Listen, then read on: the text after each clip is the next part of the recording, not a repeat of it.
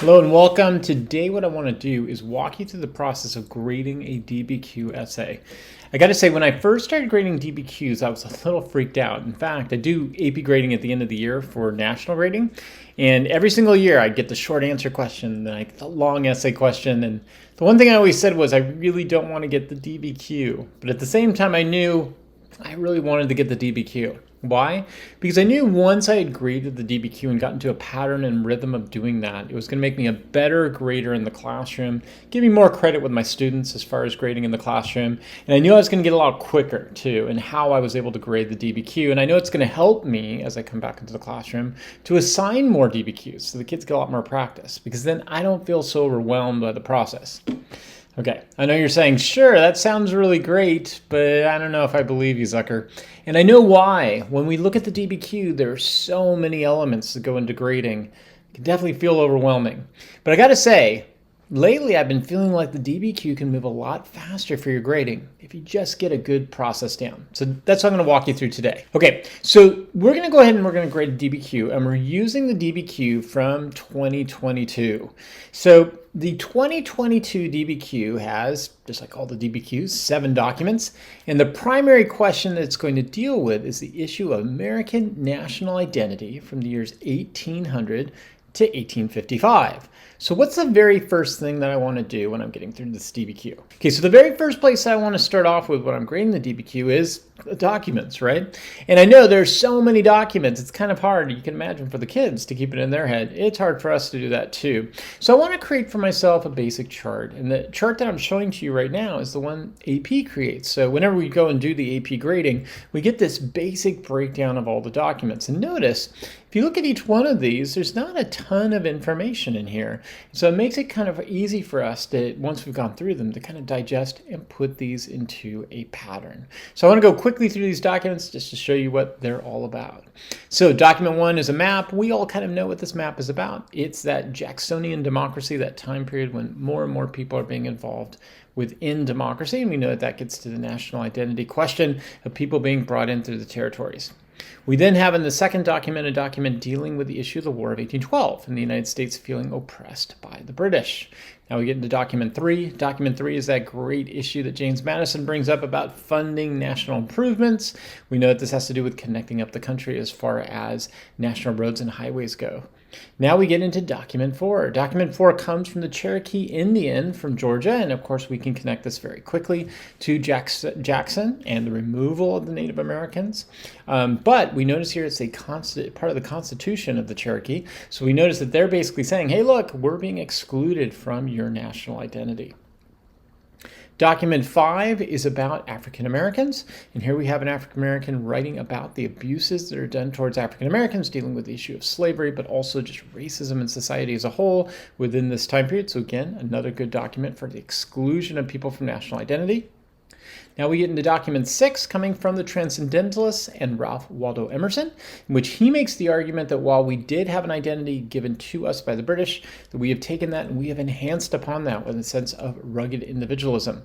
We finish off with document 7, and in document 7 we have another example of people being excluded, in this case women being excluded, but we do have within this document the call for women to be able to have higher education because they have the same abilities of men when it comes to intellect. Okay, when we see this, we kind of form a template in our heads, right? We get a sense of that national identity that is growing, with a sense of Americans gaining a national identity by trying to create unity amongst all the states, and a sense of differentiation with the British, but also a sense of exclusion for people like Native Americans, African Americans, and women. So you're probably ready to start grading the DBQ, but how do you keep track of all of the moving parts that go into grading a DBQ? Here's the good news. The College Board created for the National Reading a tracking system on this PDF, and it works really well. I posted this to Canvas. Let's say I'm reading through a DBQ and I think that there is a thesis point. All I have to do is go on up here to this box, click on it, there's my thesis point. What if I see contextualization right below that? I can click on that. For each one of the documents as I'm going through, I can click on the top in order to demonstrate that it was being used, and then if it's being used to support the argument, I just click on the bottom right here. If there's a piece of outside evidence, I can come over to this side right here and I can click on that. If we see some complex reasoning going on, I can go ahead and click underneath that for the document, and if they get 3 of them, I can go ahead and click over here. Now, let's say you're all done with this document, right? I mean, do we have to print off a document every single time we have to use it? Nope. All you have to do is go down to the bottom, and you'll notice there's a button here to click the entire clearing of the sheet. Okay, now that we've done all that, let's go ahead and see what this looks like when we're actually grading a DBQ. So we're going to be taking a look at this particular DBQ for the 2022 National Identity question. And here's how I grade through it to keep at a good clip. I know most students are going to provide contextualization and a thesis in their introduction. So as I'm reading through this particular introduction, I'm looking to see if I can find any of that contextualization going on. I see it pretty quickly here. See, right after coming up with the Articles of Confederation, realizing it was weak, they moved on to drafting the Constitution. That already gives me a sense that there's a contextualizing of that argument. So I can go over and I can just go ahead and click on my tracker. Now, next thing I'm going to be doing is scanning through to see if there's any more information, but also looking for that thesis point. And I know that's typically at the end of the introduction. So all I have to do is go down to the bottom of the introduction, and I see it being there. The question remained of how well America would actually flourish. Despite America being a newly established nation, the U.S. developed a national identity by building up the national government. There we go. We've got that particular one, and I can go ahead and click on that. Now, of course, the tough part is keeping track of all the documents. As I go through, most students are going to provide, and this is what I always teach my students to do, by titling the document by its number. As soon as I see that, I can go ahead and scan through that and see if the student got it correct. They used it to support the argument. Now, this student does a lot of quoting, and I don't want to give any points for that, but if I can see some analysis afterwards demonstrating they understood the document, then I can go ahead and give them credit for that. And that's what I see in document 3. For document 3, I clearly see that the student has understood that Madison was using this in order to talk about national highways. So I can go ahead and go over to 3. That's also being used to support the argument. Now, quickly after that, as I'm scanning around the document, I notice that the student has talked about James Madison in the case of Marbury versus Madison, and that the issue of judicial review comes up in order to provide national identity. So I can go over here and I can click underneath here for the outside piece of evidence. I then go down and I see for document 6, similar type of thing. It's quoted, but underneath the quote, it talks about how European influence started a momentum and then the United States developed its own sense of individuality. So I can go ahead and I can click on document 6.